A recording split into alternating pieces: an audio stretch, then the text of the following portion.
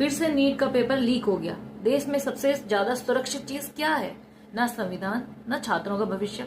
सबसे सुरक्षित चीज है पेपर लीक कराने वालों का कैरियर। आज इस देश में डॉक्टर बनने से ज्यादा मुश्किल है ईमानदारी से परीक्षा दे पाना। लाखों छात्रों सालों तक कमरों में बंद होकर तैयारी करते हैं, माँ बाप कर्ज लेकर कोचिंग की फीस भरते हैं।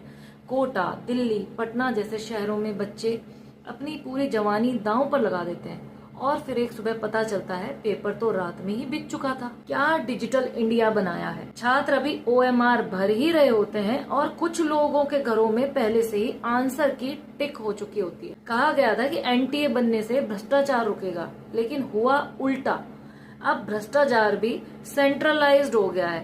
पहले लोकल स्तर पर गड़बड़ी होती थी, अब राष्ट्रीय स्तर पर होती है, यानी वन नेशन वन लीग। और मजेदार बात देखिए, जिस देश में लाखों छात्रों के भविष्य के साथ खिलवाड़ हो जाए, वहाँ शिक्षा मंत्री इस्तीफा नहीं देता, टीवी डिबेट नहीं रुकती, न सरकार की नींद टूटती है। लेकिन कोई फिल्म स्टार, कोई नेता छींक भी दे तो ब्रेकिंग न्यूज चलने लगती है। नीट अब परीक्षा कम, सर्वाइवल गेम ज्यादा लगने लगा है।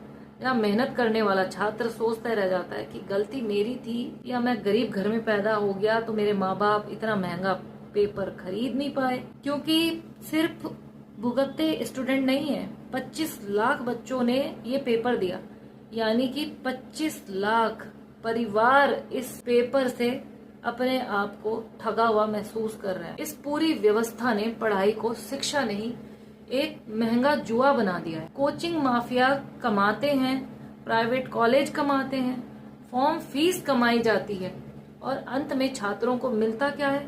एंजाइटी, डिप्रेशन और कई बार आत्महत्या तक। सबसे बड़ा व्यंग तो ये है कि देश में हर चीज का प्राइवेटाइजेशन हो सकता है, लेकिन जवाबदेही का कोई प्राइवेटाइजेशन नहीं है।